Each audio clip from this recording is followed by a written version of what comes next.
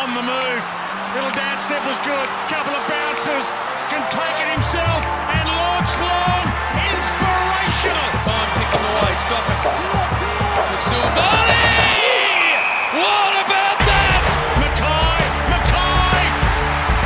Two in a minute. And they are dancing now, the Blues. Almost Mackay. Walsh, here he is. Straightens up and has delivered. Is there nothing this young man can't do? Hello and welcome to the Navy Blue Corner. I'm Ian. I'm joined as always by my good mate Lockie. And look, Lockie, I'd hate to be anyone who isn't a bagger right now. How good was that win? Sorry, I had to start with a shit pun. How unreal. No, great start. I was loving that over the weekend. Lectog was throwing out some good ones of those. Is this the best it's ever felt being a Carlton supporter in our lifetime? Potentially. Oh, I honestly think so. Like, probably the closest feeling was what started 2012 when we'd won, three games in a row. Whereas now we're 8-2, and it just does not seem real. If you told me this at the start of the year, I would never have believed you. And so I guess that goes straight into my next question, which is, look, the big question that was asked last week from everyone was GWS, the best win of our season? People were asking us if it was the best win we'd ever seen in the last 20 years or any of that we'd actually seen. And so I have to ask now, has this Sydney victory surpassed what we saw last week? We sat here 2 weeks ago. We've set so many different benchmarks throughout the year. And we sat here and we're like, if we can, let's just make sure we win one of the next two, Giants or Sydney, then we're sweet. Then we knock off the Giants in a great win. And I go into this game, I'm like, look, I'm not sure what's going to happen if we're competitive and we just lose to this Sydney team who are really strong, then that's kind of a pass for where we think we're at. And we just continue to surpass where I think we're at. And now it's really, really hard to keep the lid on, I'll be honest. I agree with you. Like, I went into that game thinking, and I was talking to a couple of mates beforehand going, look, I won't be happy if we lose, but I can cop one to Sydney off the break with the people we have out. Okay, we know Sydney are a decent enough team.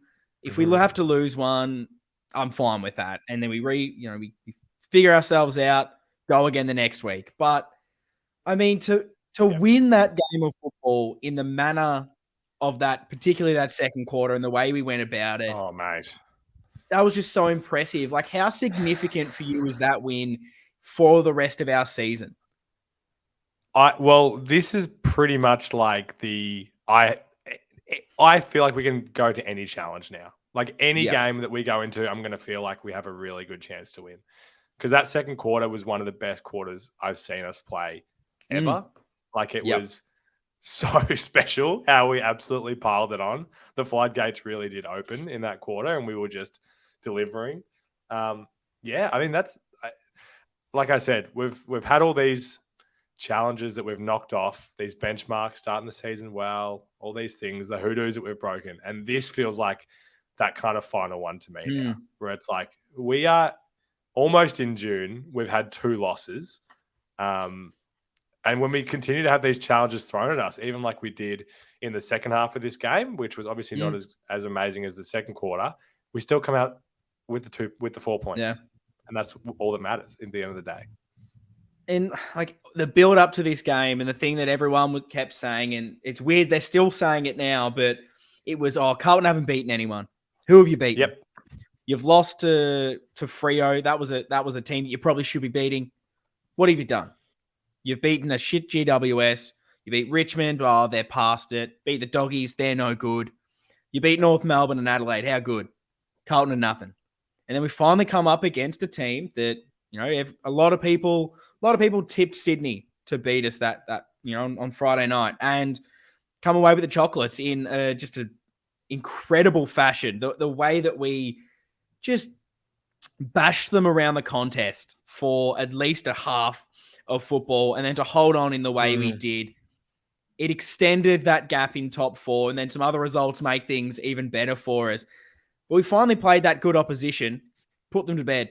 Like, I don't know what else these fans want from us now. And I'm so happy that we went into this going, maybe we haven't beaten anyone, but we're 7-2. We can afford to now lose one to a good opposition, and now to go in, have beaten them after last week with everything that happened, finally beaten GWS. I agree with you. I'm now going, well, we can beat anyone. That second quarter, coming up against a good opposition and blowing them away. Like, we've seen us do that to some poorer opposition. Kick 9 goals in a quarter against a team that is definitely going to be playing finals footy. Yeah. Like, I just want to play Melbourne next week. I want to see where we're at, because that was like the thing going into this game. It was, we'll learn so much about where we are and how good we are this season. And now I just want that next challenge so badly. A really good point that I saw someone make on Twitter, which I hadn't even considered, because people turn these stats, like all these ones you're saying here, against us. But they said, if you look at last year's ladder at the end of the season, so not that long ago, things have changed. But so in the top 8, we've actually played 4 teams already that finished in the top 8 and beat all 4 of them. Jeez. So everyone's saying, yeah, you got the easy draw, Sure, we accept that. We've been terrible for a long time, but we have actually played 4 teams that made finals, and we haven't lost to anyone yet. So maybe that's an optimistic look, but just keep that in mind. Mate, and I don't even think that it matters who we're playing anymore. And we'll get into this because it's a big sort of theme I want from this episode. But yeah, how many games have we won so far this season? We've won 8. Yep. We won 8 for the season last year. I know. We're 10 games in. This is unheard of. The jump that this team has been able to have from last season to now is ridiculous. And that's why the Carlton supporters are getting so up and about, because we weren't beating the teams, the Adelaides. We weren't beating the GWSs, the Norths. We weren't doing this consistently. So far, we're pretty much coming up to every single challenge and knocking it off. And I just have to say that, Michael Voss and this coaching group deserve so much praise. They've probably been the ones that we haven't talked about a lot this season. Good point. How much of this are you giving to Vossi? Because every week we come in, we chat about how good these players are stepping up. These role players that have, the Zach Fishers that all of a sudden are really good players. They're no longer question marks. So how much are you giving all of this to Vossi? Because I think it's about time we give him some praise. Yeah, you make a great point. Wow, that's a light bulb moment, I think, because gosh, it's so hard to even remember what that team looked like last year with no identity. Every week we were calling for, like, where's the culture? Where's the heart? Like, who's the one? Who are the players that have the heart? It was such a small little bunch of players that we were talking about that with, and I think as the man in the front, you have to give him a lot of credit. You're right. Yeah, it's we're an unrecognizable team, and we were reflecting on this more maybe a month ago when we were like, wow, look at the difference with how far we've come from last year to this year when we had those couple losses against the Suns and Freo, and we're like, still, even though we're losing, you can see how different we are. Yeah, and it's just going to take time. And now we're seeing those rewards. It is literally insane to think that it is not the bye and we have the same amount of wins as last year. And you look at the guys that are playing, and yes, there's obvious differences. Hewitt and Cherub have been amazing. A proper Charlie Curnow back is great, but so much of it is just like the incremental improvement that we've been asking for. Cripps back to his form, these young guys coming through, and you have to give that, I think, a lot of that to Vossi and what he's doing. And we wanted a brand of footy. We wanted something that represented Carlton. And I remember saying last season, I'm okay with losing games of football. I get it if you're not going to win every single game of the season. But what I want is just for us to be a hard team. I'm sick of us letting teams run through the middle of us. We're not tackling. We're not strong at the ball. We don't seem to be the team that want it. And then this is now exactly what we are. We're that strong contested side. Yep. Apparently within, it's us and Melbourne that basically are the 1 and 2 best contested sides in the competition.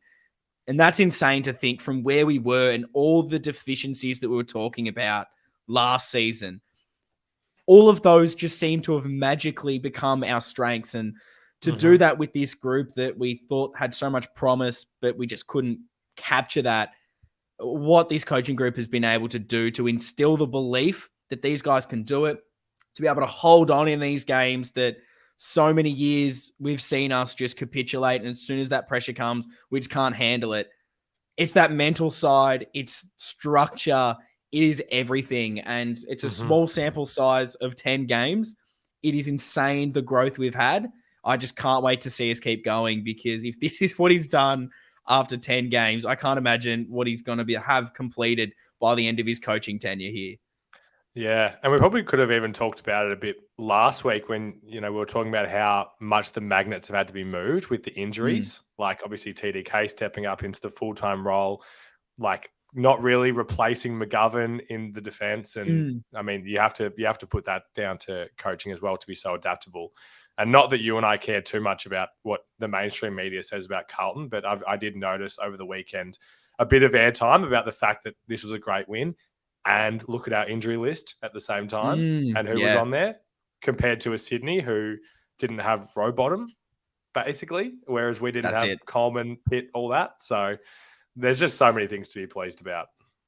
Yeah, and look, we can talk about the second half decline or whatever you want to, call it, and we will. But I wanted to talk about this because you kind of mentioned the media, you mentioned other fans and whatnot, and I just want to ask the question. And there's going to be a bit more to this as well, but like, what is more important to you? Is it the performance or is it the overall result? Because I want to kind of talk about the narrative around how things have been happening with this team. Because let's take a hypothetical. We win this game by the same margin, 15 points, but say we spread out that second quarter across, the second half. It's pretty even. We make it a close game, and then we just, eventually run over the top of Sydney. Or we're behind, and then there's a third quarter or a fourth quarter flurry of goals. We run over the top of them, still win by 15 points. Ultimately, it's the exact same result. We beat Sydney by 15 points, but the way we go about it changes. And it's just, for me, it's very interesting that I think the narrative is, oh, you've only played for one quarter, you're no good. But if you spread out that really good quarter, people would potentially think that you're a better team than they do now. So what for you is more important? Mate. Is the 4-quarter performance or is it just winning games? I love that you mentioned that, because that was something that I've been thinking about too.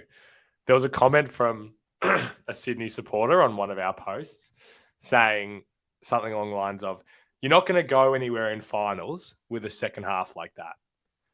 And it made me think, mate, you aren't going anywhere with a second quarter like that. Yes. You're so right. It's so discounted how, what did they outscore us in the second half? Tell me that if you've got it in front of me. Oh, I do not have that in front of me. So it looks like it was 6 goals to 3 in the second half. I'm pretty sure they only kicked 1 goal in the last quarter. Yeah, I might be incorrect with that, but I'm pretty sure it was 1. So really, it was their third quarter versus our second quarter.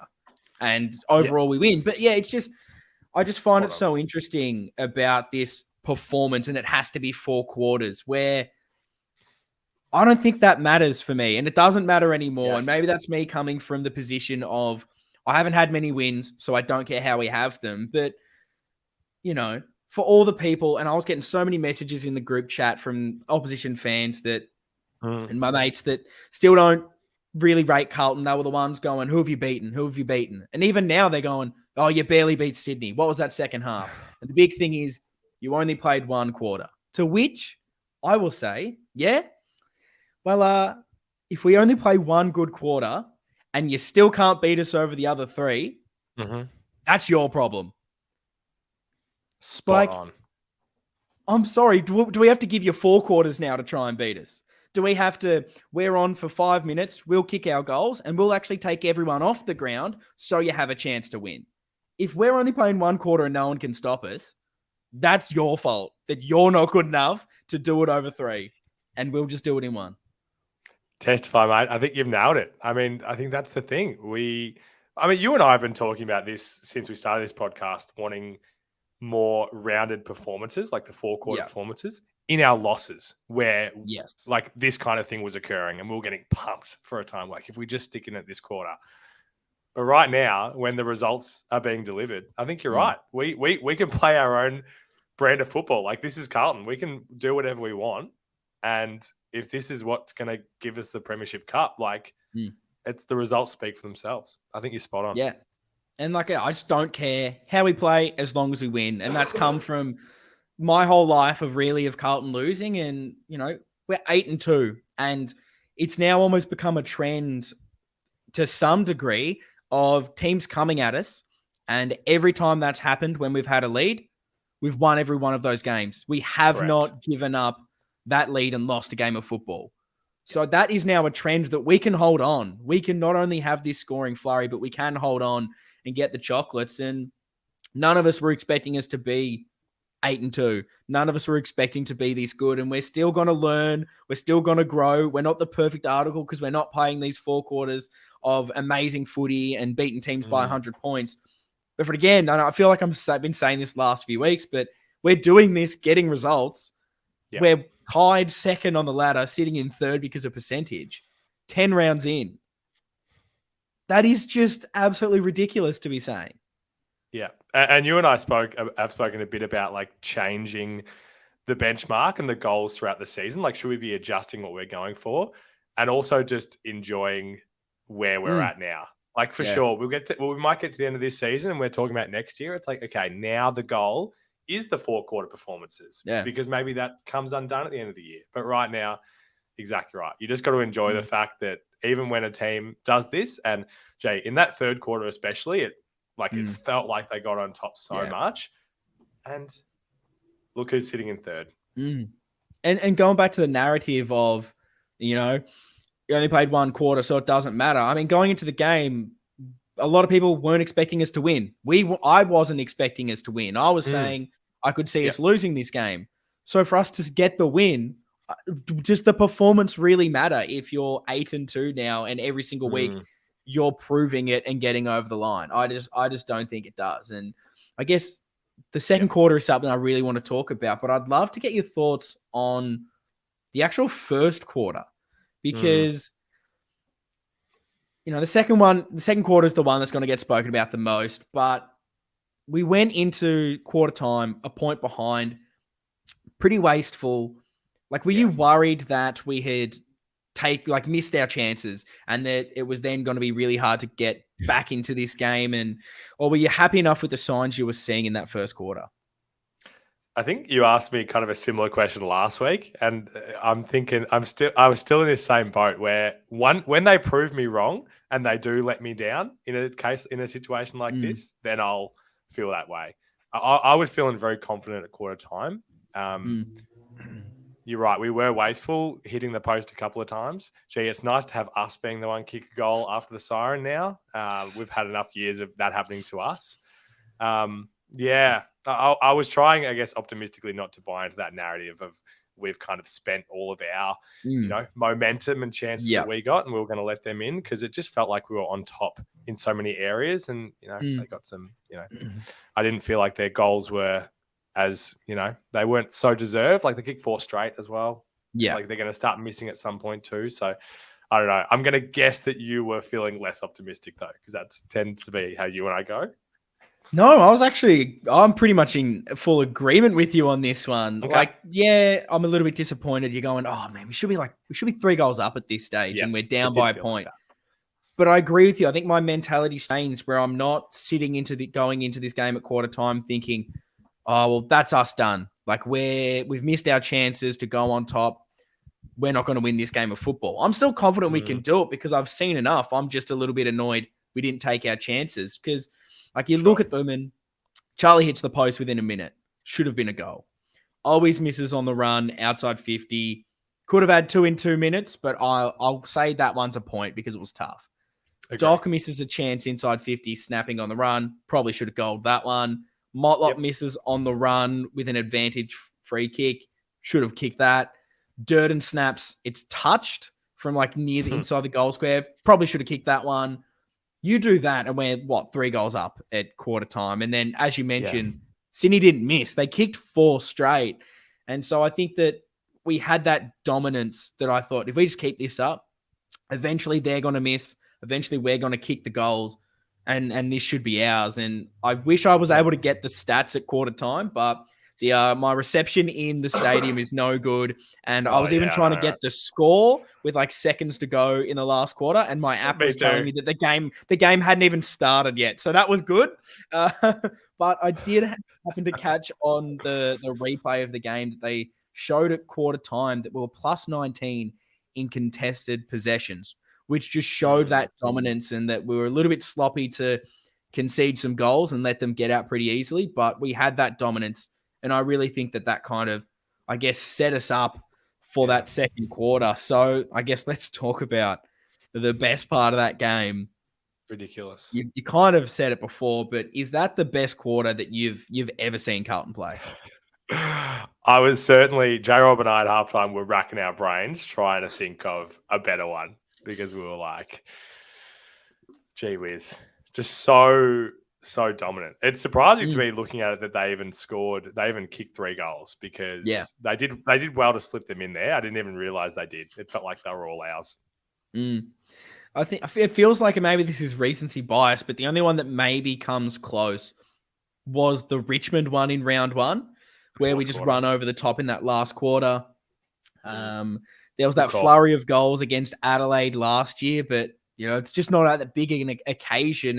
It matters when you come into these games and beat a team like Sydney. And for me, just from every single person in that quarter, that was the best team performance that I've seen. Just the pressure when that ball hit the ground, it looked like 7 different guys were hunting the footy. They had no time. We were forcing errors from Sydney. The ability to be there at every fall of the ball, particularly inside 50, was incredible. And it was that big thing again. We don't have Harry. We need the smalls. And I thought they completely took over in that second quarter. What for you was the little things that went right? Yeah, good call out with the smalls. I think that was something last week that I was a little bit speculative of. Unsure whether that was going to be something sustainable moving forward with Dirts, Owies and Motlop. Great performance again from all 3. God, Motlop's exciting, and I just wish he could have kicked more than one. He deserved more than one. Just all 3 of those guys. I thought Dirts was so important at certain stages, and Owies again racking up the pill. Last year we were like, cool, Owies, like just get your 5 touches and get your 5 tackles and we'll be happy. And now he's getting 15 touches, getting up the ground. It's amazing. So that was one of the things for me that was really pleasing. The smalls for sure.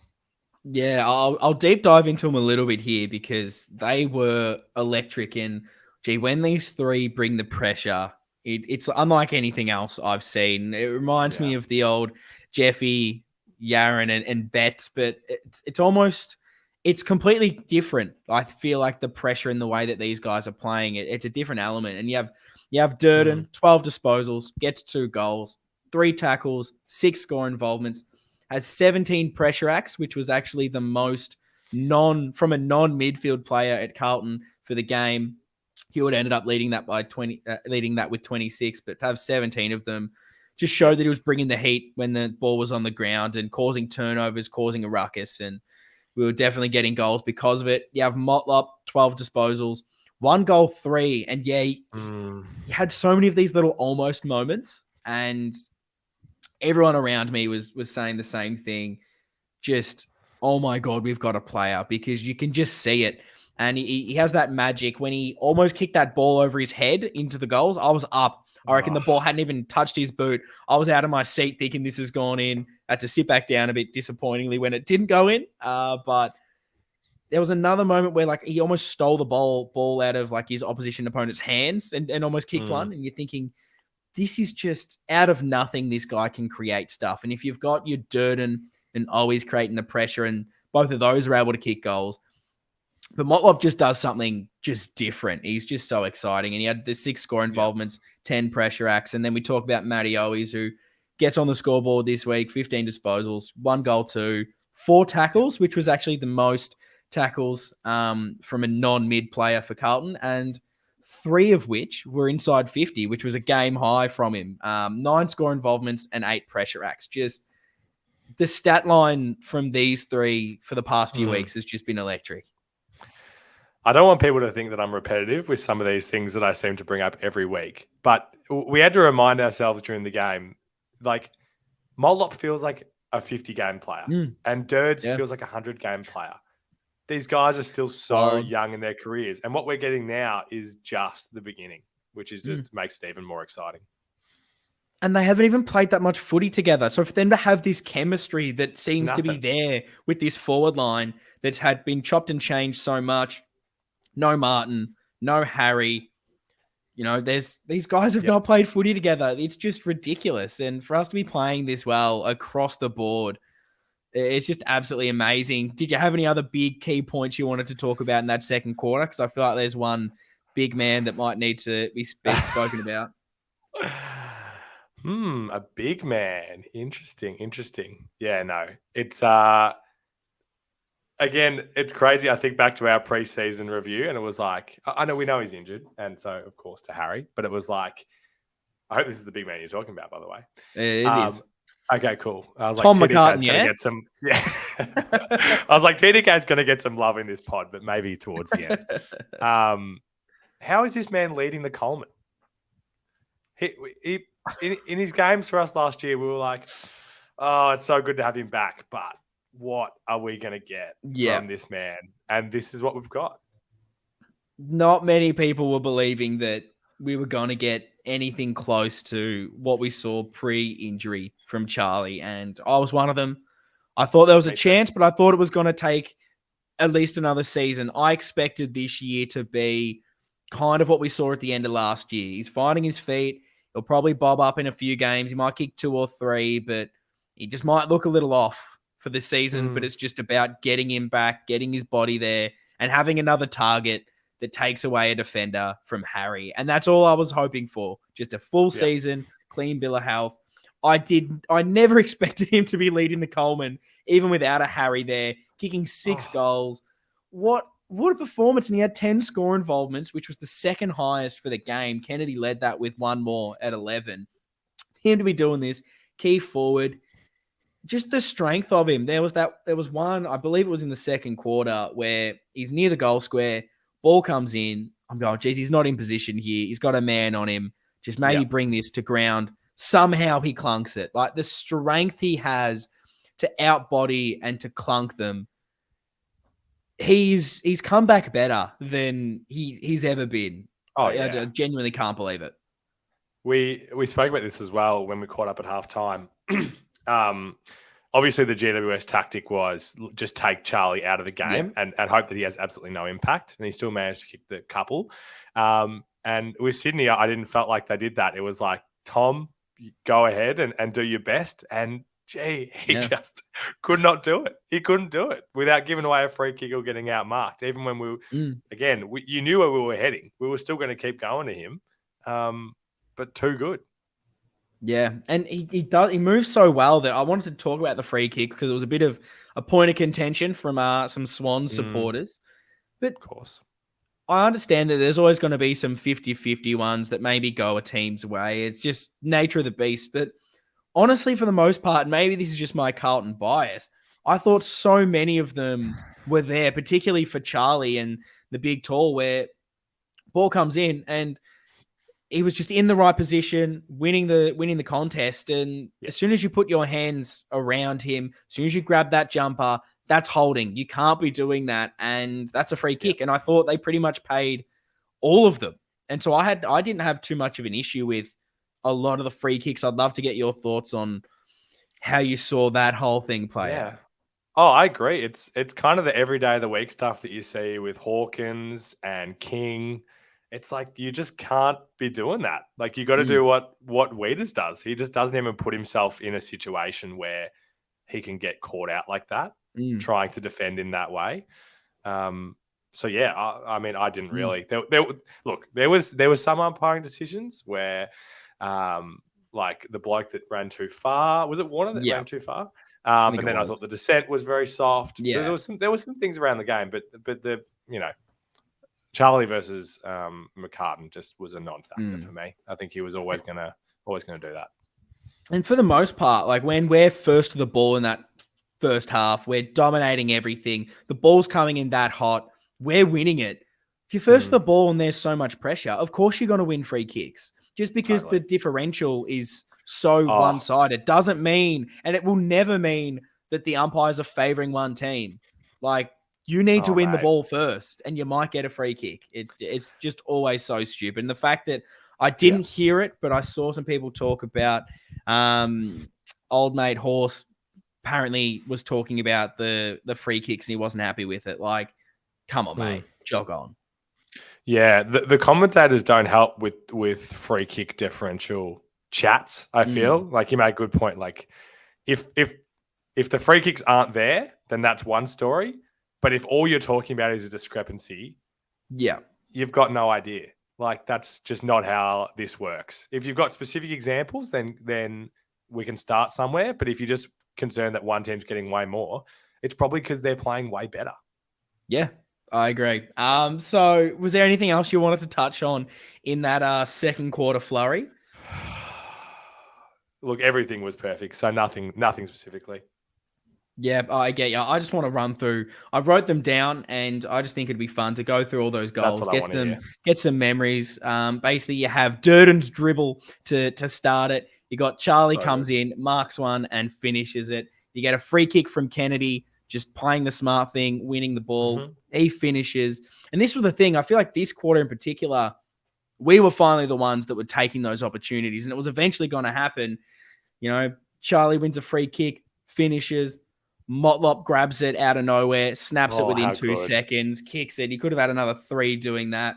Charlie, the ball comes in. He's hanging out the back of the contest, picks it up, snags one from the goal square. It's about time we get some of those shit goals, because I feel like we were always working hard or having to kick some miraculous ones. And speaking of that, big TDK. Stop it. I need to talk about that thing from Sard. It looked like he was running himself into trouble about 30 times. All of a sudden, he's like, "No, I'll hit up TDK beautifully." And did you think Tom was any chance of kicking that one? Because I tell you, I did not. I genuinely didn't. I was like, this could go anywhere. We should have had faith in him based on that one from last week. But it was like, I was genuinely still thinking, how the fuck did Sardi do that? How did he pinpoint that so well? And how did he know that TDK was going to kick it too? Because you just know he did. Yeah. He wouldn't have put us in that situation if Sardi didn't know that it was going through. So he's just a genius. Oh, I was definitely joking about him being able to kick this. Like, I saw him, very similar to kind of like your Jack Nunes, where it's like security guy has to get up on his chair, moves backwards. He's still not out of the way, has to move again. I was being like, mate, you got to get some cables in there. Bring Jack Nunes on for this one. And then I reckon it was, and I'm not saying that I had any faith in this, but it was just before he strikes it. I've just gone, hang on, he's a left footer. Maybe he'll have a decent hit of this. It's the right side for it. And then as soon as that came off the boot, one of the best kicks you'll see. And like, that's what good teams always did to us. It was these half chances. You just bury them. And then the opposition goes, fuck, they're kicking everything. Like, it's just demoralizing. So I remember thinking that so much as a fan when I remember like your Richmonds would do it. St Kilda would always do it to us, where they're hitting every one of these half chances. And it's hard of being that opposition. And then after that tackle pressure is finally rewarded. Fish picks it up, goals. Another one, Durden just hard at it, gets a free kick from high, and then finishes the business. And there was just so much pressure. The ball was coming in hot, and everyone was clunking it and finishing it off. It was just a 9-goal quarter is ridiculous. We're almost at 100 points at halftime. That was just insane. Wasn't it crazy? I just love, it's great to run through that and reminisce. And it's so clear as well, all the avenues that we have. And any concern about us being one-dimensional with the best forward in the league being injured, are gone. It's fantastic. I mean, and that was like, in terms of leading up to the game, that was one of the things where I was like, look, we weren't sure how we were going to go last week, and we got the win without Charlie being dominant. But are we going to be able to back that up again now that Sydney have seen how we played with just Charlie up forward and a very small forward line? Is this where we get beaten? And again, I've just been, proven wrong again that we can do it. And knowing that Sydney were the better opposition, a more structured team, they're pretty good defensively. You thought it was going to be hard. And I think it was one of the first times that we came up against an opposition that is known for their intercepting and cutting off avenues to score. Us going in knowing we only have the one tall really down there. And I was never worried about being cut off and intercepted and cut back through the field the other way. It seemed like we just never gave them those entries that were just shallow, high in the air that allowed them to intercept. And even when there was a couple that were quite high and there was a lot of Sydney players around it, every single player around it was doing enough to get some body contact, to put enough pressure on that they weren't holding the marks. It was maybe getting fumbled or just getting to the ground. And that's why we were kicking those goals. And for the smalls, like I know I saw always get some body contact on, Durden do it at times. For these guys to be able to do this against taller opposition, it just bodes so well for when we can finally get some structure back into this forward line, get a Harry back, maybe get a Jack Martin back as well. These guys that can get these marks. It's just going to be absolutely ridiculous when we can get this forward line fully functioning. Because if this team isn't at full strength and we're doing this, Jesus, these opposition teams are going to be worried. Yeah, well, maybe it's a question that we'll talk about a bit more when we talk about the team for next week. But Jake B asked a very similar question. How does the forward line look when Harry is back? Because I'm liking all these little guys running around. Yeah. And you say Jack Martin, and I mean, he was a guy who I was like, before that injury, he's kind of one of those guys on the precipice a bit. Jeez, it's going to be interesting. It's going to be interesting. I don't know. There's not a whole lot of guys looking to get taken out of this side right now. Yeah, and like you can easily go, Oz is probably the one not kicking a lot of the goals. Motlop looks a little bit more electric as far as kicking the goals, so you get rid of him. And he's the lesser light of those where he doesn't probably have the ceiling, but I just really think that what Oz is doing is why all these other players are starring. It's that pressure. It's the most tackles, for a non-mid from Carlton, the most tackles inside 50. He's bringing that heat and doing those little things. And I was listening to Pommy talking the other week, talking about our small forwards and mentioning how what Hardwick was saying with his small forwards that were a big reason why Richmond were winning flags was he didn't care if they were kicking goals. Their job in the team was not necessarily to kick goals. It was to apply that front half pressure. And if they did that, goals would come and other players would get the reward from that. And I feel like that's what we're trying to do as well, that more modern style of football. And I agree with you. Like, I like Jack Martin. I think he adds a bit of a different, dynamic style to that forward line. But, gee, who are you dropping? And it goes back to your thing. While you're playing while you're winning games of footy, it is hard to take anyone out of this team. And I would not wanting to be that selection committee every week, trying to find out how these guys can potentially come back in because, gee, someone's going to be stiff coming out the other way. Yeah, exactly right. Look, we've often talked about like, okay, what's his team looking like when we have absolutely no injuries? Maybe that's a bit, too blue sky. There's always going to be some injuries with some of the guys that we have on our list. But yeah, it's exciting. We've got lots of options. 100%. So we've been very, very positive. We've got to get a little bit negative. I said we'd talk about it. Let's talk about that second half, third quarter in particular. We have mentioned how we're happy with just the final end result rather than just the performance. But do you have any little concerns potentially from anything you saw in that second half at all? I'll preface this by saying I actually haven't had a chance to watch the replay yet. So everything that I felt was being there in beautiful Marvel, where, I wish we could play every game there almost. Just based on how we're playing. We love the MCG, of course. 100%. I do not have good analytical points about this third quarter because I kind of sat there and couldn't really see where we were breaking down or changing how we were playing. It felt a lot more to me like Sydney being a really good team, making their push, which they were always going to make. I know that isn't, apologies. I know that isn't the strongest analysis ever, but I was sitting there at 3/4 time thinking, like J-Rob said, what would you change if you were Vossi right now? And I said, I wouldn't change anything because I feel like it's all in place and we just have to kind of deliver. I'm very interested to hear your thoughts. Look, I haven't been able to see the second half back. I had enough time to watch half of football, and I chose the fun first half. I Yeah, didn't get good to call. see that, and I ended up seeing probably the last about 5-10 minutes of the last quarter to see how that went back. So I haven't had enough time to really delve in and break down every single goal we conceded, but I just remembered being there because I mean we caught up at halftime. We started watching a bit of the third quarter together to the point Mm. where Sydney started so hot that I think I said, "Look, I'm not dealing with this. We need to get back to our seats. Be superstitious because that's when we were kicking goals." And I tell you, I got back to my seat and my mum immediately goes, "See, we've kicked a goal now that you're back here. You're not going. You're not leaving this chair. Yeah, yeah, You're back. We're kicking goals." yeah. But I We said the thought same that thing.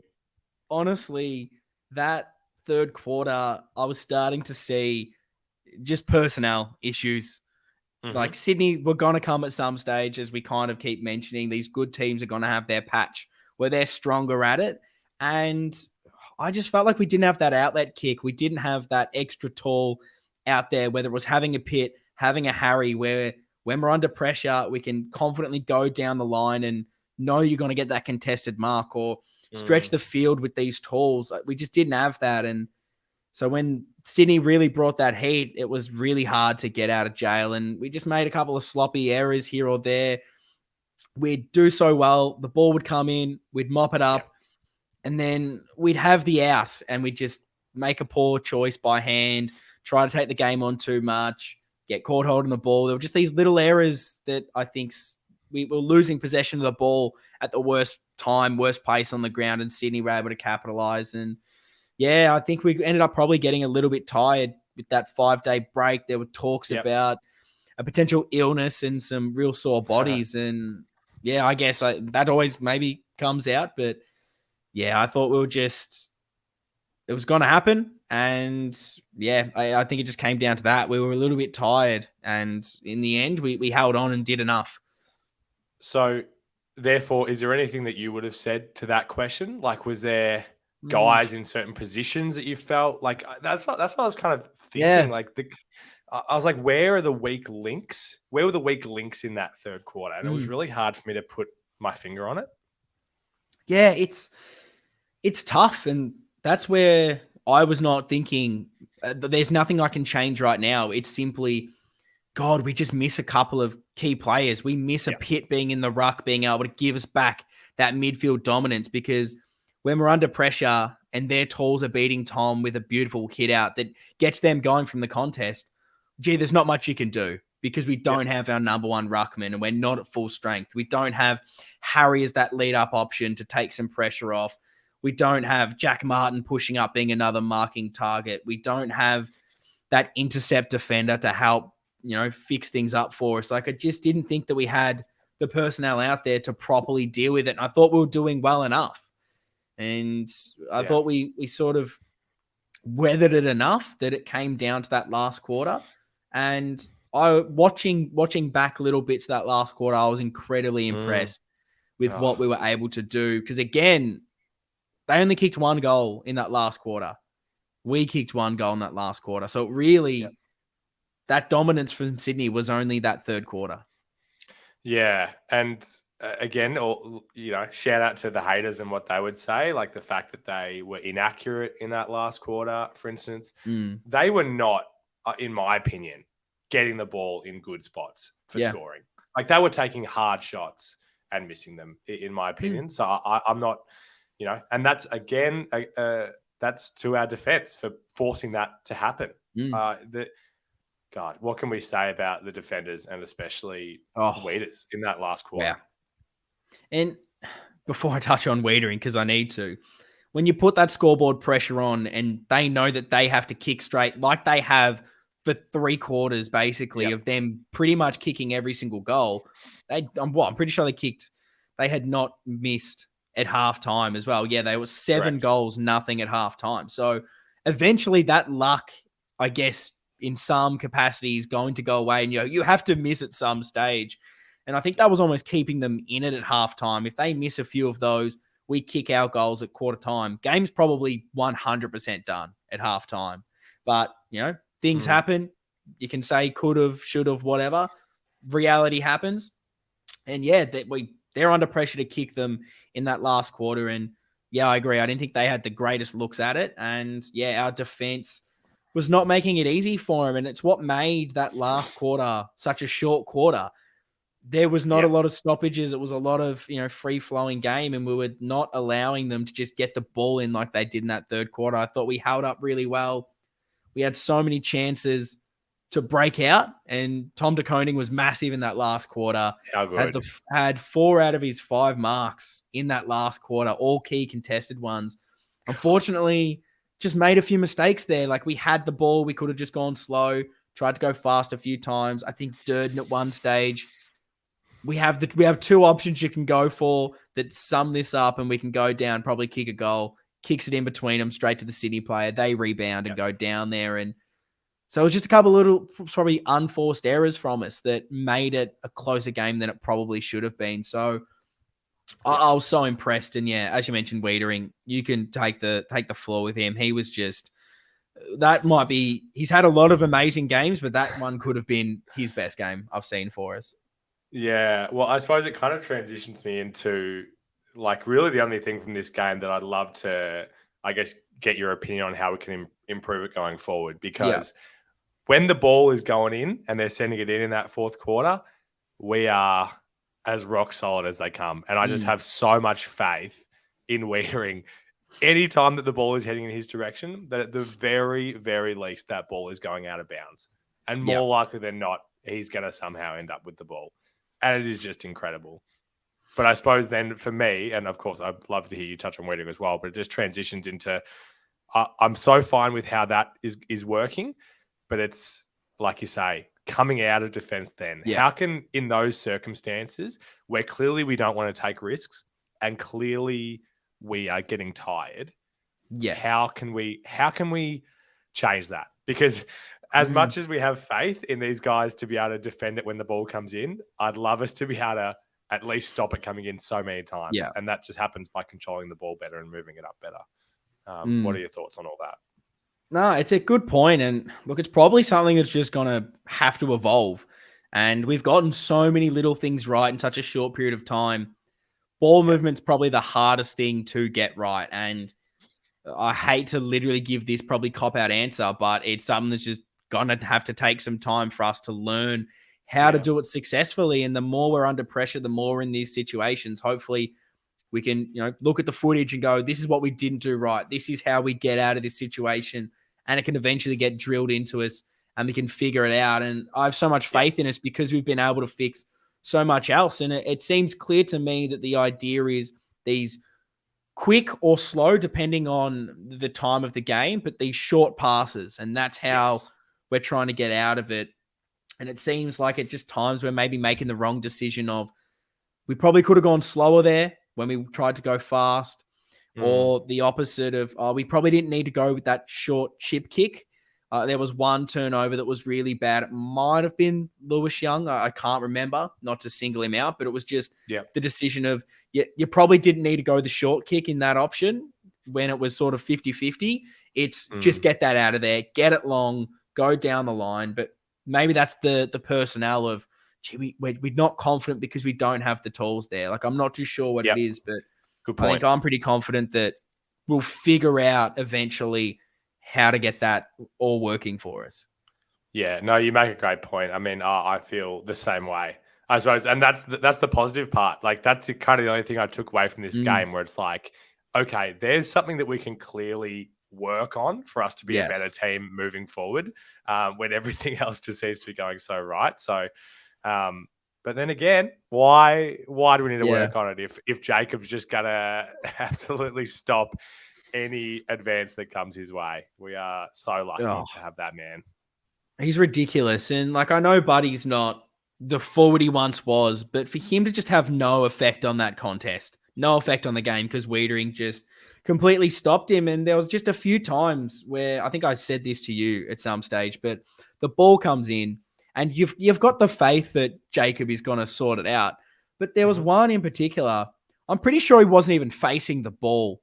And all of a sudden, everything clears and he's the one that has the ball. And you're going, how the fuck did he even mark that? How he didn't even look like he was in the right position. but he just reads it so well. He knows exactly where to be, how to position his body. And it's not just him getting a fist to it and stopping his opponent getting to it. He's getting these intercept marks. And we've spoken about it for years now since we started this podcast, how he has never been an All-Australian. But it's so good that at least finally these idiots out there are finally seeing what we've been saying for 2 years, if not 3 years, of what Jacob Wedding's all about, because he is the best defender in this competition. He's beyond human, basically, this man at this stage. Yeah, agree. I'll give a quick drive-by to a Port player as well, because I watched a Port game recently and was watching the man that got in over him, and it made me ill thinking that man got in ahead of him. So, yeah, his time has come. We love it. 100%. So, look, positives. We've spoken about a lot. Is there anything else you really wanted to touch on about this game and this performance? I think I have to say this man's name. Matty Cottrell. Oh, what a bloody turnaround. Mate, that first 10, 20 minutes, he was best on ground. And that's not even, I'm not even joking. His first 10 minutes was electric. We spoke about him last week as someone that, he probably just deserved a bit of an opportunity after what he had done with those subs performances. And he's just doing everything he needs to do. He's not necessarily the flashiest player. He's not out there being best on ground for the whole thing, but when the ball's there, he's hard at it. He's using the ball well. He's bursting forward. He's clunking those marks one-handed, pulling him down. How good. Nothing. How good. I'm so happy with again, I'm going to give the coaching group the credit of all these role players, bit part players. We're getting the best out of the sum of our parts. Like, there's these players that you're going, he's not that good. He's got this strength. We're getting the strengths out of these guys. It's no longer, this guy isn't good at this. This guy isn't good at this. We're seeing the positives of these players and we're playing to their strengths. It's everything we spoke about under all these other coaches that we weren't getting right, that it's happening. And finally, these players that even a Plowman you can speak about who much maligned, keeps having these decent performances because we're able to structure around the rest of the team and everyone's just playing so much better. It's so great to see that these role players, these bottom six that I keep harping on about, just keep performing under a great system. Thank you, Vossi. Thank you. Yeah, that's it. I mean, last year around the mid-season, we were saying, Kennedy, is it time for him to stop getting the game? That gave him a rev up. Cotters, another one. Who's the next man? Who's the next man that we're lighting a fire underneath? You can have a think about it. We'll come in the next few weeks, maybe. Yeah, I'll have to have a think about that one. Look, there's another player I really want to touch on because we've probably spoken about him a fair bit over the past month of football, but he's just gone and done it again. And that is, of course, your man, Zachy Fisher. 18 disposals, 14 kicks at 78%. He's getting those 2 goals almost every single week, and important ones too. 10 score involvements, 344 meters gained.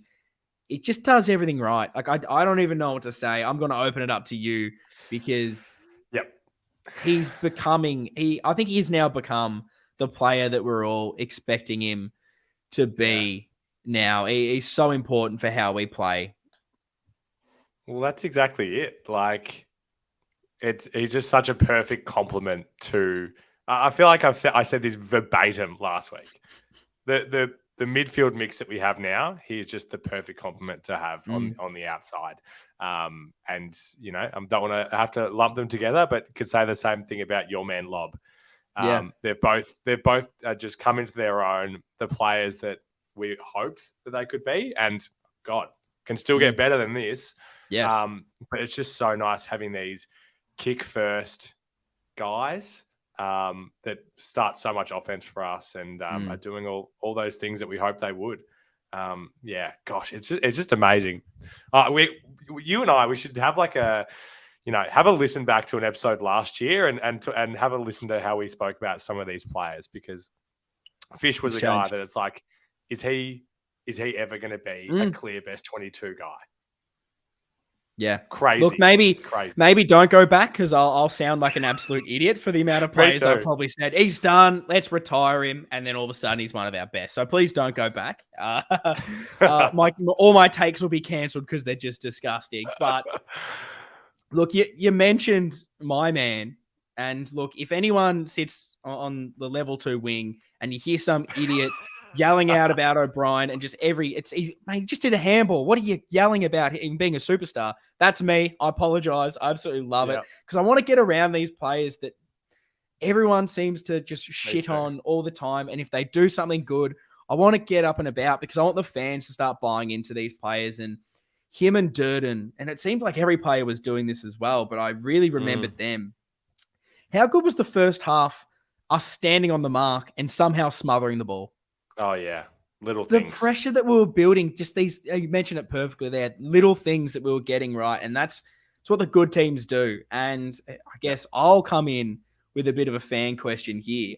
Got one here from Daniel Britton that he sent in. And he says, look, when does it become reality for Carlton fans, and I've added this in here as well, for the football public, to say that we are a good football team? And he ends it with, or was this win the one that cemented it? That's a great question. Oh, you asking it to me? I'm asking it to you. I'm bringing the questions, mate. You've got to finally give me some answers.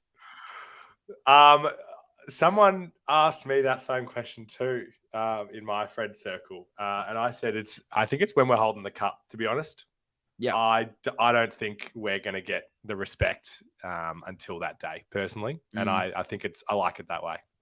But maybe you have a more realistic response than that. But it just feels that way. Like, how many more tests can we pass? If we beat Melbourne, they're going to say it's because, I don't know, David Neitz wasn't there or something.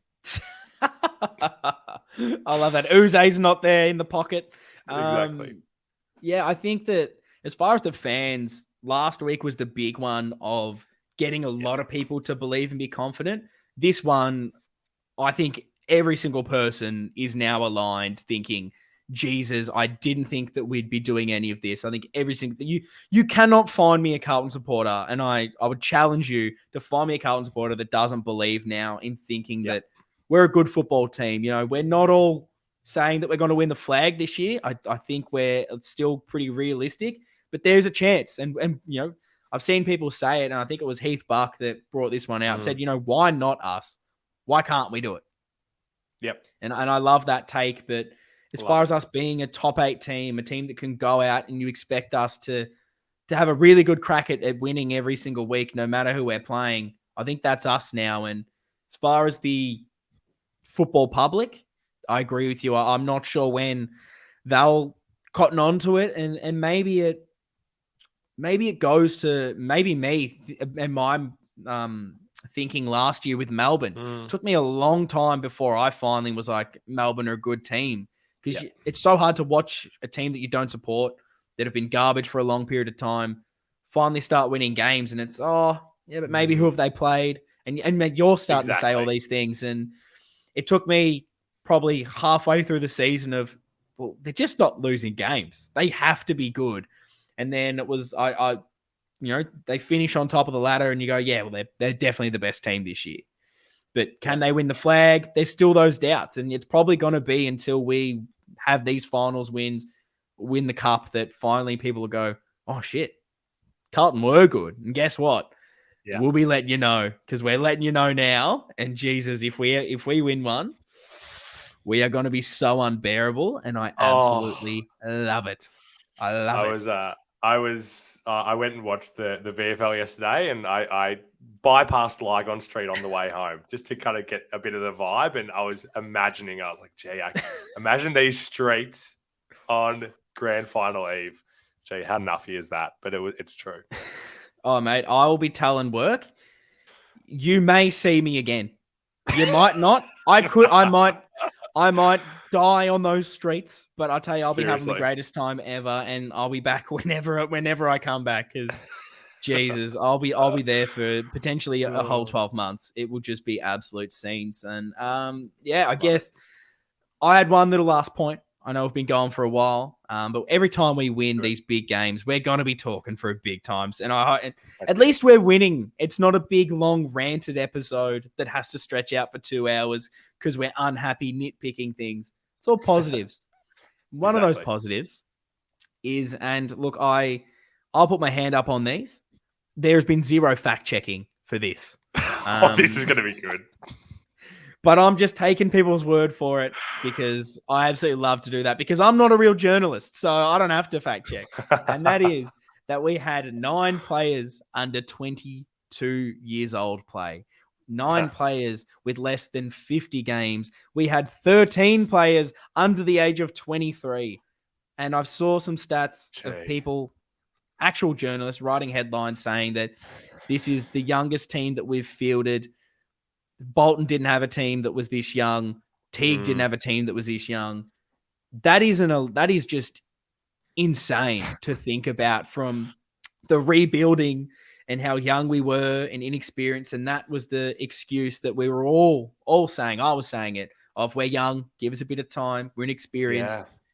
Gee, it's insane what happens when, I guess, you get the right pieces to be the right ages, you get the right systems, just how much age doesn't matter. It's next man up. Anyone can play their role. It baffles my mind hearing some of these stats about how young we are. Gee, I wish we hadn't delisted Levi, though. Get him, slot him straight into this team. Remember people saying that a month ago? Why did we delist Levi? Yeah, look, no. We'll keep him up on the Gold Coast. He's probably still grabbing his jumper because he kicked 1 goal for this season. That's him. Yeah. But yeah, look, I just love it. I absolutely love it. And but I think we're the only team that hasn't played anyone over the age of 30. And that's because we've only got one, and he's 32. And unfortunately, Ed's injured. But yeah, Nick Newman, oldest person that has played at 28 years old, which is crazy, bizarre for how good we're playing, which probably even shows you that this is just the beginning. How young is this team? Sam Walsh is 21. Chera's 22, 23? So young. We've just got an incredible list, and keeping the positives going. Let's get into the votes before we get into some fan questions. I've tallied up the fan votes. With 1 vote, you have given that to Sammy Walsh, the man I just spoke about. He was unreal. One we haven't spoken about at all. So I think he needs to get touched on in this game. 2 votes were to Jacob Wiedering, the absolute rock in our defense. And the 3 votes, the fans gave it to the one and only Charlie Curnow. 6 goals. What an absolute weapon. Have you agreed with the fans out there? Very close as usual, me and the fans, which we love to see. Had to give Charlie the 3. Weeders could have got the 3 as well, but I'll give him the 2 because, he didn't kick 6. But I had to give the 1. Again, it's funny. We've hardly talked about Walsh. Have we mentioned Patrick Cripps? And also the guy that got 1 vote. I had to give it to George because for me, I loved how he went about it against his old side. And he just kind of exemplifies to me exactly what makes that midfield group so good now. Like, he makes all these other guys better. He's the guy that is making Fisher and O'Brien look better by just his smarts and his ability to put guys in better situations by winning the contested ball, feeding it out to them. And he's just such an important part of that midfield mix. And so, look, there's so many guys I could have given the 1 to, but I'm going George because I just thought he was fantastic. Nah, look, I literally wrote a note saying, gee, George is stiffed not to get a vote here because he was just unbelievable. 9 clearances, which was the game high against his old team. He, as you mentioned, he just set up so much of what was good for us, particularly late. I thought he was just so strong. He had a couple of score involvements. I remember that handball out for that ended up being Motlop's goal. Just this 7 player tackles that we've got who no one wanted. Sydney didn't want him.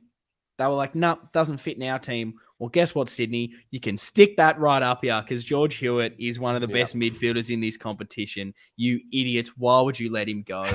And but unfortunately, I haven't given him the 1. He probably could have had it. Fair enough. I gave the 1 to Walshy.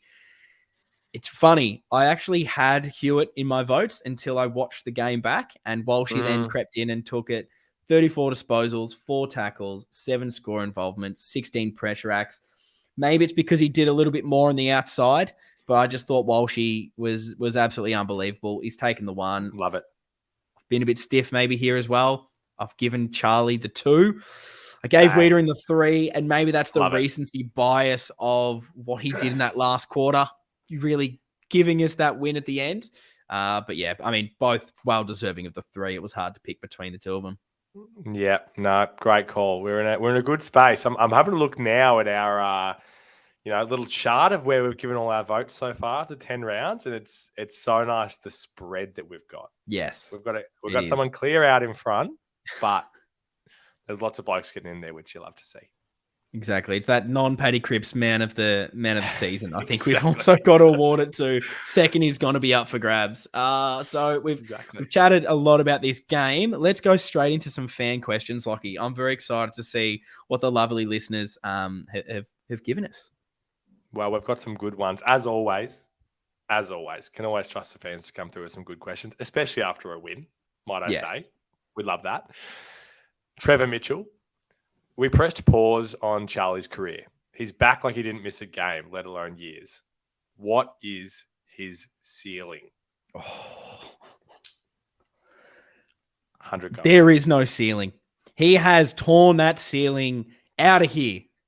Sky's the limit is the worst analogy for that one. But I don't know. He's doing this now. He's kicking 6 goals. I genuinely don't know. And that is probably the best thing ever. I was worried going into the season of, can we just get like 30% of the old Charlie back? Is he going to be able to move like that still? Can he clunk him? He's succeeded my expectations by heaps. I genuinely don't know what his ceiling could be. Having him and Charlie to be, him and Charlie, he is Charlie, him and Harry to be 1 and 2 best forwards in this competition is just going to be the greatest thing ever to witness for the next 10 years. I just can't wait. Yeah. I think that's What about you? I think that's where I'd put the ceiling title. I think he can genuinely be the best forward in the league. He can have that title, and I think he can also get the title of most versatile forward in the league. I think especially once Harry comes back in and we start trying some different things there. We know that we can sit Charlie in the square and he'll be the best forward. And we know that he can also get up to the wing and be just as damaging, which is insane. Well, maybe this is too big of a ceiling. And I don't think he will do it.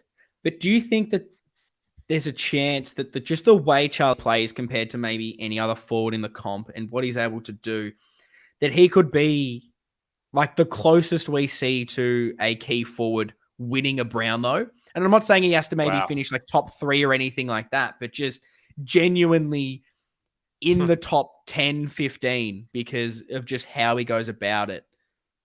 Yeah. I mean, really good point. Is that the ceiling? I mean, gee, imagine that. I guess obviously the hardest thing about that is how many goddamn good players we have on this team that want to get 3 votes every week.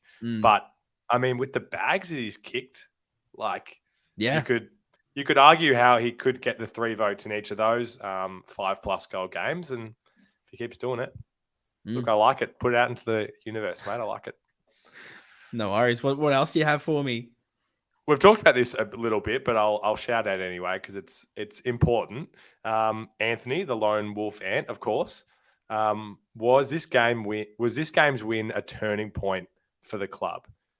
We needed to make a statement, and we did.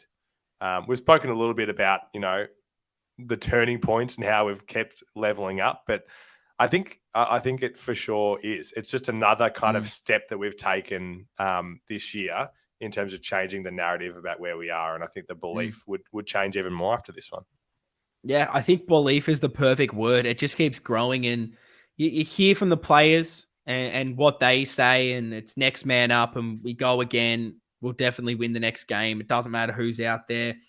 We stick to our structures. We go with the process and results will happen. And we've heard so much talk from this footy club.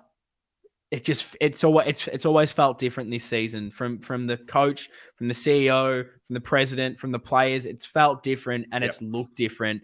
And the more that we hold on in these games, the more we have these performances against better opposition, they believe. And I think that's the big difference from last year when these teams were getting these big goal swings and running over the top of us. You could see the players out there mentally go, fuck, they've kicked another one. They're going to come again. And I don't know if we can stop them. And it all culminated with that Port Adelaide performance. And I just don't see that happening again with this team.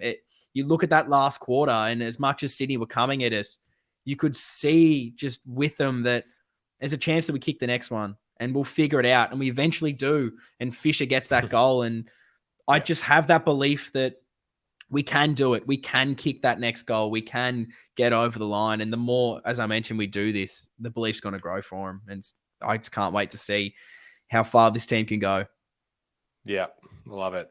Gee, speaking of going back and listening to old episodes of us talking on and on, because you mentioned the CEO and the president, and it's just crazy that was less than a year ago, us talking about, it's not just the coach that needs to change. It's so much about what this club is right now. And it just made me remember again, it was less than a year ago that every single week we were talking about the review. Oh, and all the media was the review. Like, God, it just cannot be overstated how far we have freaking come since we were the laughing stock of the league less than a year ago.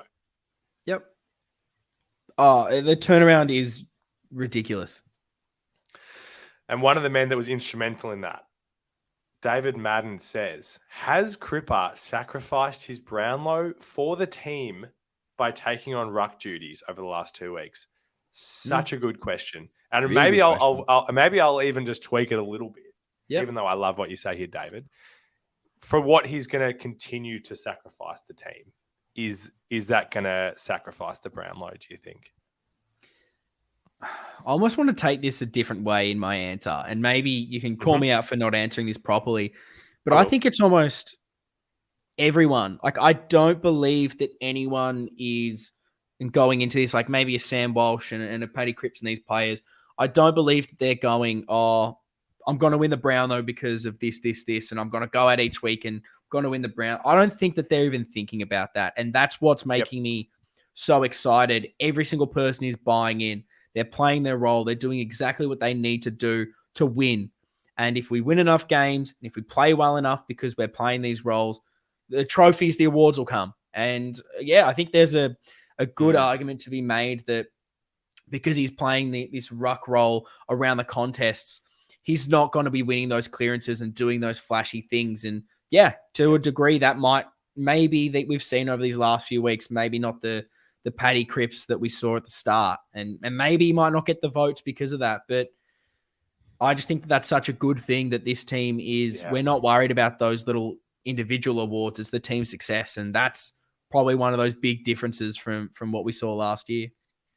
Yeah. No, look, I think you've answered that perfectly. You swerved a little bit, but you answered it at the end of the day. So I like it. And I agree with you. I think, it doesn't really, I mean, God, as much as I would love him to be up there and winning it, I think, I can't believe we didn't mention him because there were so many other good things to talk about. But I think he's improving in his ability to do this role. Like the way that he's taken these ruck contests, he's did well against Hickey and Laddams. Like, it's a different look for our midfield when he does this, and it's not going to deliver 3 vote performances like it has, but gets the job done. Yeah, I think it's that next man up. Everyone having to buy in to play the role. That's why we're winning these games of footy. I 100% believe that. A question, and I specifically think about this, these post-game vibes, which I've just been loving every single time I've gotten to a game. How good, from Jace Smith, how good is high-fiving every Carlton supporter in Melbourne after a game? And I'll add on to that, singing the song as you walk down the bloody race at Marvel, and then outside, and Sydney supporters mumbling under their breath, all pissed about it. God, I love it. I love how full nuffy we're all going. It is it's the my best. favorite thing because we've kept receipts. We know some individuals have definitely kept more than others, but we're all here. We've taken it in all these years of everything everyone has said to us, and we're gonna give it back to you double, triple. We're going for it. And I want to be, and I've said this to a few people, I just can't wait till we finally win it because you think we're unbearable now. You think that this they've just beaten Sydney in a garbage 1-quarter performance and they're singing the song all night. Idiots, they're all posting on social media like they've won the grand final. You wait.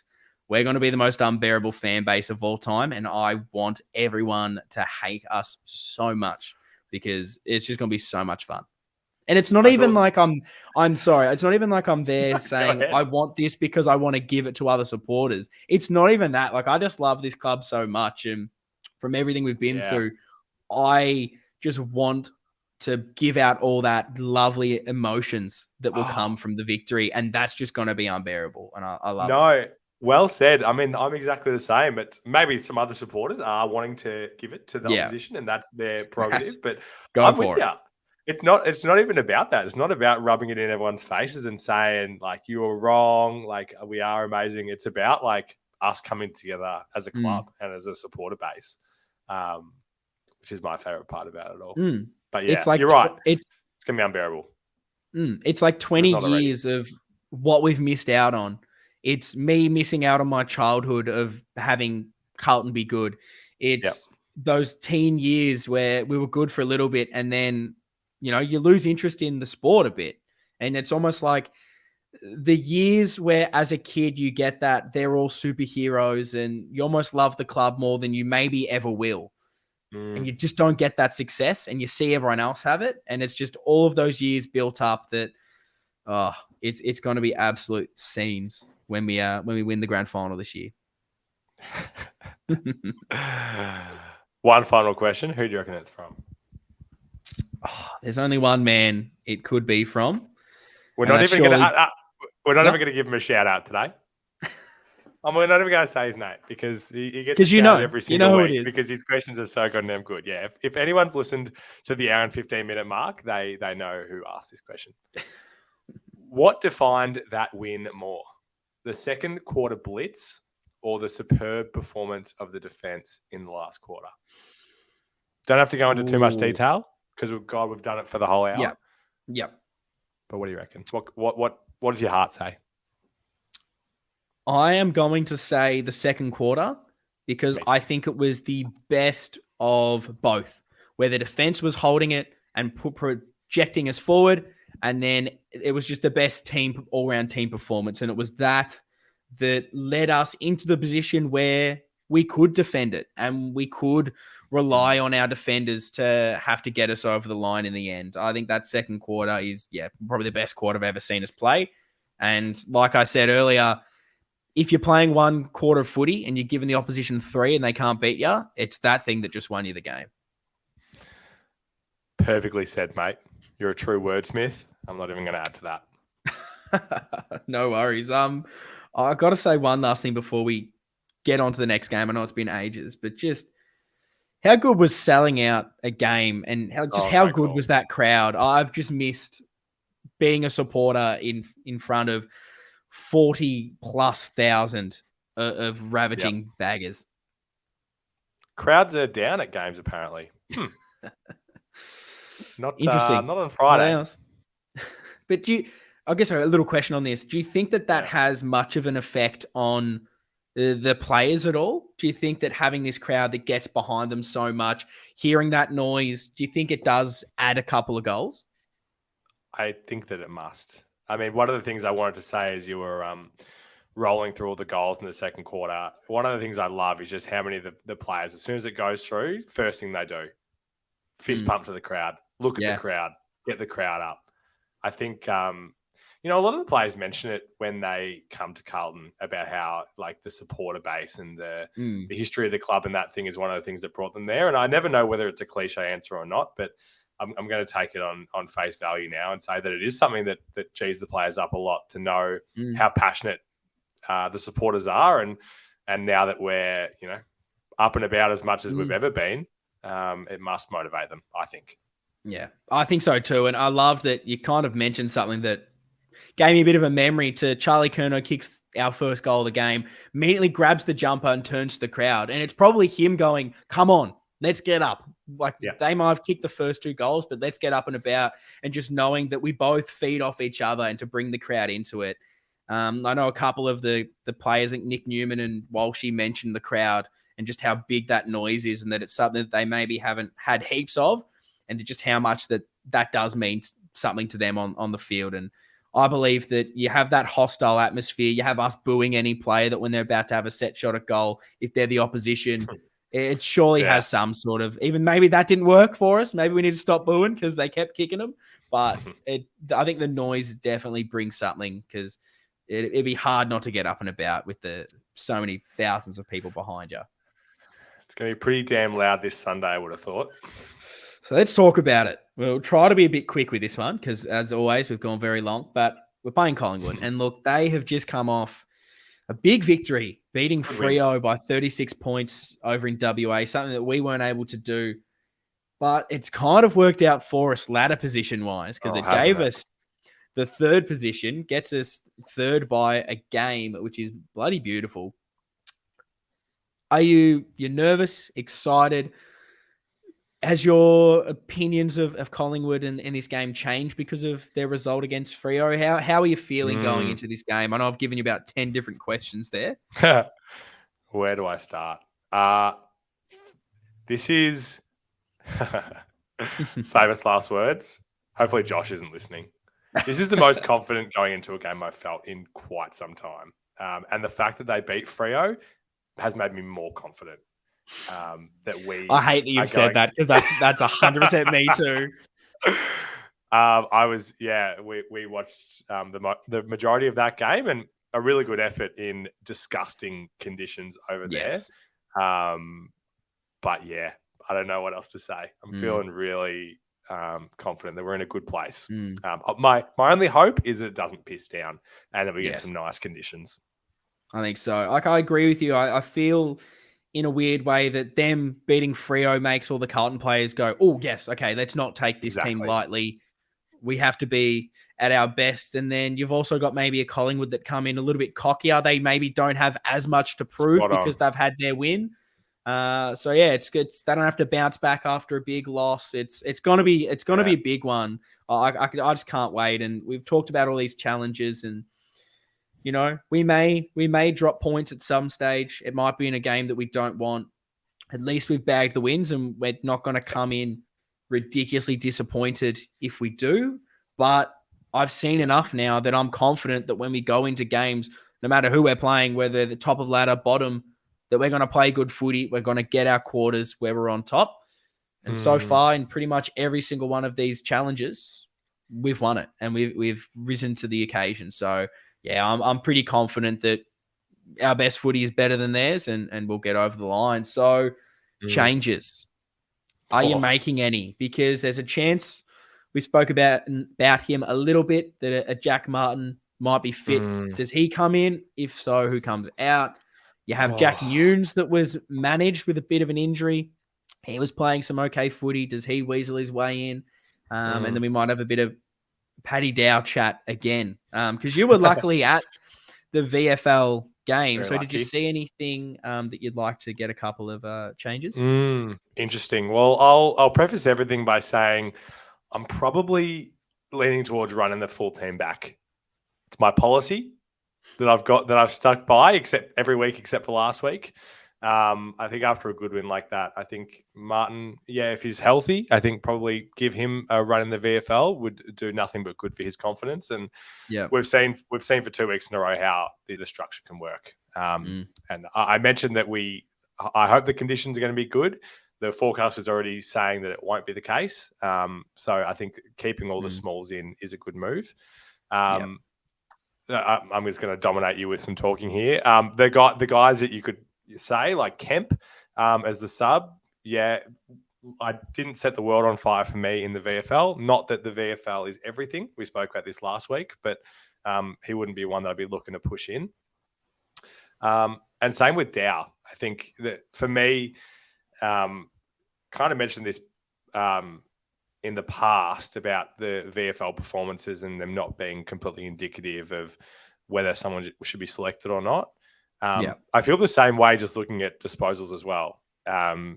I thought Dow, who had 28 disposals, I really didn't think that he was a massive factor in the game personally, and didn't really do anything to make me think that he would be a good one to put his name up to come in. They may be harsh, and some others that have seen the game might disagree with me. The numbers were there for sure, but a lot of it I kind of felt is him doing kind of the George Hewitt kind of role in the midfield and just not doing it that great, in my opinion. And I know it's a different standard when he's kind of the number one midfielder there, and he's got to do a lot more of the work. Like, he doesn't have the talent necessarily around him that we do in the ones. But yeah, for me, I wouldn't even have him close to putting his name up for selection personally. It may seem harsh, but yeah, that's how I saw it.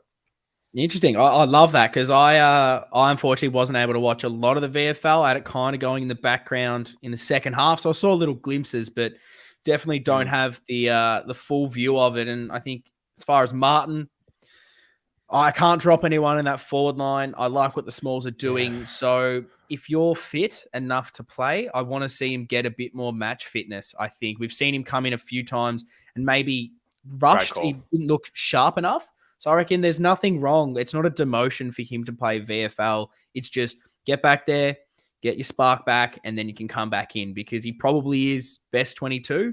But I just want him to be perfect to come in because we're finally at this stage where we've got enough depth to cover. Nunes, I don't think, comes in. I think maybe keep going with Cottrell because it worked. And honestly, I'm not making any changes because there was no one I was unhappy with on the weekend. So I want to see him all keep going. And the Dow thing's interesting. I've maybe changed my tune a little bit from where I was last week as far as I think what I was saying was, who do you drop? And there's no one to drop. So unfortunately, you don't come in and maybe I still kind of agree with that to a big degree, but there will come a stage where, and I've been listening to a lot of people because I asked you guys, I wanted to see what the Paddy Dow in camp was saying, and I wanted you to give me your arguments. And one of them I actually quite liked, which was, if he's going away, getting his 30-plus disposals, kicking his goals, getting the clearances, doing these things, and at some stage you have to reward that effort. Otherwise, what is he doing? Like, what is he playing for? Because there'll come a time where, say he puts together a beautiful month and a half of footy, and then you don't select him. He goes, well, what have I got to do to get into the team? And then he's disenfranchised, and then maybe he starts to drop off because you're not rewarding that effort. At some stage, you've got to reward what these guys are putting in. So I do believe at some stage we need to reward this football.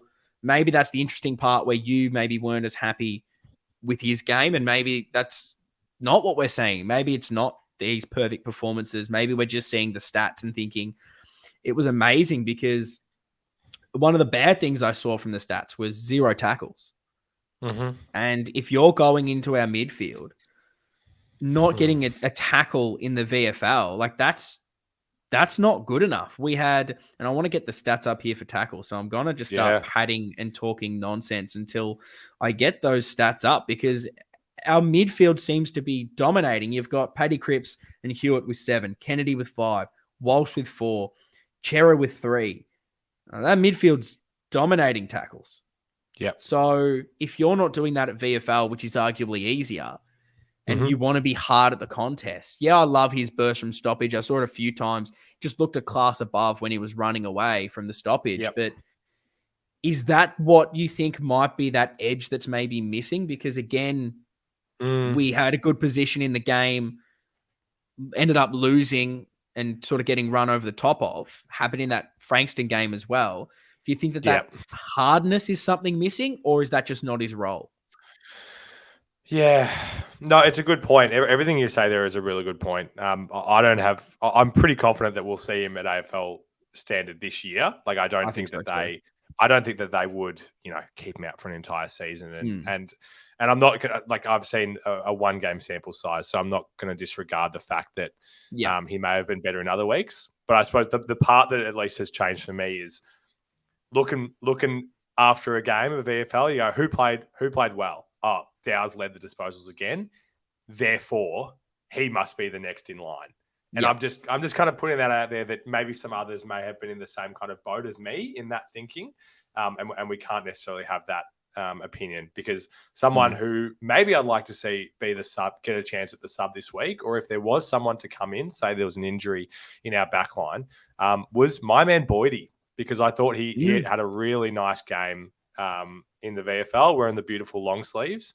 We love that. And he's someone where the stats may not necessarily, like he wouldn't stand out as someone that had a great game, but I thought that he was really solid in defense, was providing that exciting run and carry that we like from our halfbacks. So it's kind of just changed the narrative a bit for me, where it's like you look at from a statistical point, you go, oh yeah, we know who should be coming in, but it doesn't necessarily tell the whole story. No, I think that's good, and I definitely want to be trying to watch a bit more VFL so I can get a better insight on it. Because we should. I'd love to watch more of Dowie and see what he's doing, maybe what he's not doing. Because I think at some stage you'll reward the effort if they believe that it's good enough. And I'm starting to think that it's hard. I'm still in two minds of why would you change the midfield when it's our best thing, but also thinking you can still shift some things around, like I mentioned, where we probably still need a bit more burst from stoppage. Like that's the evolution, rather than maybe inside, like someone that can maybe do a bit of both. And maybe that's a Dow, maybe it's someone else.